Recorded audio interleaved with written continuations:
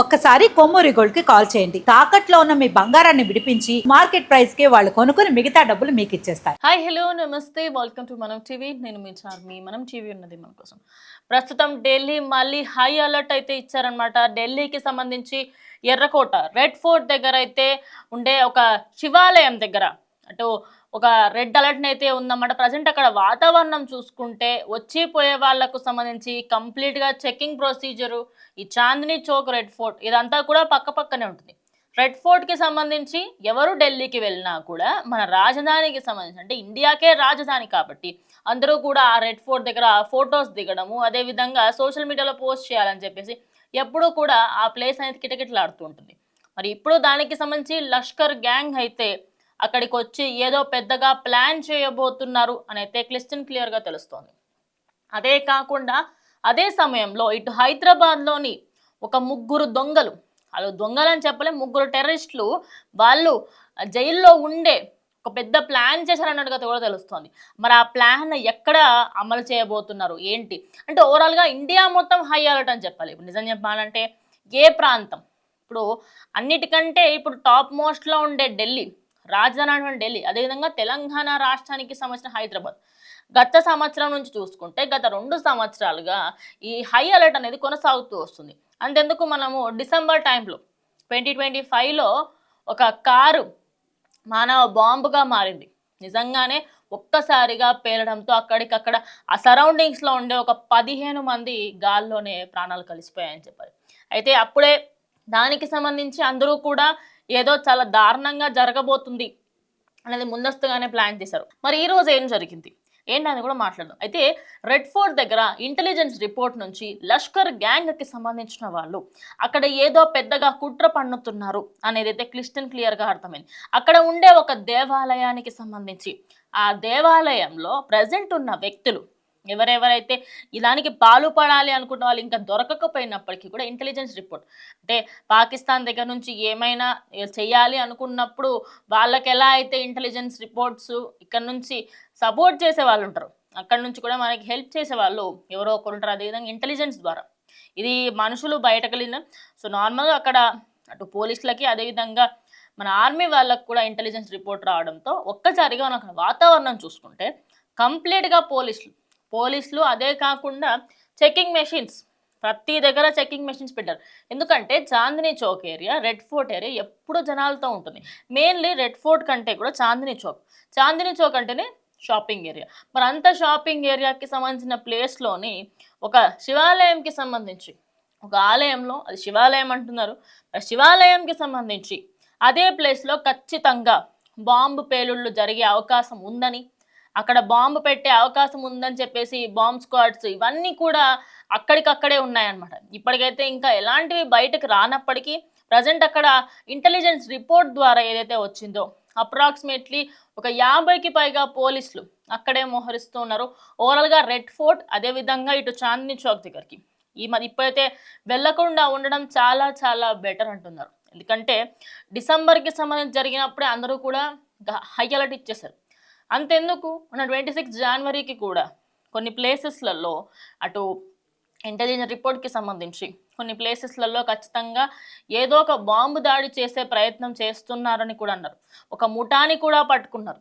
అప్పట్లో ఆ న్యూస్ చాలా వైరల్గా మారింది. మరి అలాంటి ముఠాలు పట్టుకోవడము, అదేవిధంగా లాస్ట్ టైం జరిగిన కొన్ని ఇన్సిడెంట్స్ ఇప్పుడు హైదరాబాద్లో గత కొద్ది రోజులుగా కొంతమంది పాకిస్తాన్ నుంచి చైనాలో చదువుకొని వచ్చిన డాక్టర్లు అటన్నింటిలో రెజిన్ కలిపి మనుషుల ప్రాణాలు తీస్తున్నారు. అదే కాకుండా ఇప్పుడు తెలంగాణలో ఇంకో వార్త ఏమని చర్చ సాగుతుంది అంటే ఒక 190 వరకు 180 నుంచి 190 వరకు దేవాలయాలే టార్గెట్గా చాలామంది టెర్రరిస్ట్ గ్యాంగ్స్ అనేటివి తిరుగుతున్నాయి, అందరూ కూడా అప్రమత్తంగా ఉండాలని కూడా చెప్తున్నారు. మరి ఢిల్లీకి సంబంధించి అయితే క్లియర్, కానీ హైదరాబాద్ దాని గురించి మాట్లాడుకున్నప్పుడు హైదరాబాద్కి అసలు ఏమైంది, హైదరాబాద్లో అలర్ట్ ఎందుకు? అయితే మనము చాలా ఇన్సిడెంట్స్ చూస్తూ వస్తున్నాము. డే టు డే లైఫ్లో ఎన్నో ఘోరాలు జరుగుతూ ఉన్నాయి. అటు టెర్రరిస్టులకు సంబంధించి ఎంతోమంది ప్రాణాలు తీస్తున్నారు. పెహల్గాం దగ్గర నుంచి, కార్గిల్ దగ్గర నుంచి ప్రతి ఒక్కటి మాట్లాడుకుంటే ప్రతిసారి వాళ్ళు చేసిన దానికి మనం తిరుగుదాడి చేసి మన వాళ్ళకంటే ఎక్కువగా అక్కడ ప్రాణ నష్టం జరిగే విధంగా చేశాం. కానీ ఇప్పుడు మొన్న జరిగిన ఇన్సిడెంట్కి సంబంధించి ఇటు పాకిస్తాన్ నుంచి ఎంతో మంది ఇండియాకి అడ్డదారులలో వచ్చి మనుషుల ప్రాణాలు తీస్తున్నారు. మరి ఇప్పుడు దీనికి సంబంధించి అక్కడ ఎలా ఉండబోతుంది? ఇంకోటి ఏంటంటే చాందినీ చౌక్, రెడ్ ఫోర్ట్ ఈ ఏరియా మీరు ఒక్కసారి చూడండి. ఆ ఏరియా ఎలా ఉంటుంది తెలుసా? కొంచెం పాష్ ఏరియా లాగా ఉండడు, అట్లని చెప్పి మరీ చిల్లరగా ఉండదు. ఒక మీడియం రేంజ్లో ఆ ఏరియాలోని పర్ఫెక్ట్గా ఉంటుంది అనమాట. అక్కడ జనాలు మీరు ఎటు వెళ్ళినా కూడా ఈ సందర్శక అంటే సీనరీ స్పాట్స్ అనమాట ఇవన్నీ. మరి అలాంటి ప్లేస్ని టార్గెట్ చేస్తున్నారు. లాస్ట్ టైం కూడా సేమ్ ప్లేస్ని టార్గెట్ చేశారు. అంటే ప్రతిసారి ఇదే దానికి సంబంధించి అటు ఢిల్లీలో టార్గెట్ చేయడం, ఇప్పుడు మళ్ళీ తెలంగాణలో కూడా ఇదే జరుగుతోంది. మరి ఇది ఎక్కడికి వెళ్ళబోతుంది? నిజంగానే ఏమైనా పెద్దగా ప్లాన్ చేయబోతున్నారా? మెయిన్ థింగ్ ఏంటంటే ఫిబ్రవరి 6th రోజుకి సంబంధించి ఒక దగ్గర అయితే పెద్దగా బ్లాస్ట్ చేయాలి అని ఆ రోజు నుంచే అనుకుంటున్నారు. కానీ అది కాస్త బెడిసి కొట్టింది. బెడిసి కొట్టడంతో ఇప్పుడు నెక్స్ట్ వాటికి సంబంధించి ప్లాన్స్ అయితే ముందుకు తీసుకెళ్తున్నారు. కోటింగ్ ఇంటెలిజెన్స్ రిపోర్ట్ ఎలా కోట్ చేశారంటే blast alert in front of the red fort in Delhi. అటు మన ఎవరైతే ఇంటెలిజెన్స్ రిపోర్ట్ చేసే వాళ్ళు ఉంటారో వాళ్ళు కోట్ చేసిన విధానం వస్తుంది చూడండి, చెప్పిన విధానం చూడండి. Blast alert in front of Red Fort in Delhi. Terrorist may target a temple in Chandni Chowk. Lashkar-e-Taiba is plotting a IED attack. ఈ ఐఈడి అటాక్కి సంబంధించి వాళ్ళైతే తైబా వీళ్ళైతే దానికి సంబంధించి ప్లాన్ చేస్తున్నారు. ఇప్పటికే టెర్రరిస్ట్ గ్రాండ్స్ చాందినీ చౌక్ దగ్గర ఆ టెంపుల్ని టార్గెట్ చేస్తారు. టెంపుల్ అంటే అక్కడ ఒక శివాలయం ఉంది, దాని చుట్టుపక్కల ఇంకొన్ని టెంపుల్స్ ఉంటాయి. ఏ టెంపుల్ టార్గెట్ చేయబోతున్నారు? సో అక్కడ ఉండే మ్యాక్స్ ఆఫ్ ద టెంపుల్స్ని అందరూ కూడా అక్కడ చెక్కింగ్ అంతా జరుగుతూ ఉంది. ఎందుకంటే ఈ మధ్య కాలంలో వీళ్ళు ఏంటి అంటే ఒక కథ ఉంటుంది, అది నేను మీకు ఈ వీడియో ద్వారా చెప్పాలనుకుంటున్నాను. సింహము అదేవిధంగా పులి మరియు చిన్నపిల్లడి కథ. తండ్రికి సంబంధించి ప్రతిసారి పూలు వచ్చింది 2 సార్లు చెప్తాడు. 2 సార్లు తండ్రి బయటకి కత్తి పట్టుకొని వస్తాడు, దాన్ని చంపేద్దామని ఇక్కడ కట్టె పట్టుకొని కొడదామని వస్తాడు. కానీ 2 సార్లు ఉండదు. 3ఓసారి నిజంగానే పులి వచ్చినప్పుడు పులి అంటే తండ్రి పట్టించుకోడు. ఇప్పుడు సేమ్ వాళ్ళు ఇదే స్ట్రాటజీ ఫాలో అవుతున్నారు. సో వీళ్ళు ఏంటంటే ఒకసారి ఇంటెలిజెన్స్ రిపోర్ట్స్ అయినా ఖచ్చితంగా తప్పు రాదు, కానీ వీళ్ళు చేస్తాము అన్నట్టుగా ఎప్పుడైతే రెడీగా లేని టైంలో చేసే ప్రయత్నాలు కూడా చాలా జరుగుతున్నాయి. సో మన ఇండియన్ ఆర్మీ అదేవిధంగా police department mainly red fort దగ్గర ఎప్పుడు కూడా హై అలర్ట్లో ఉంటుంది.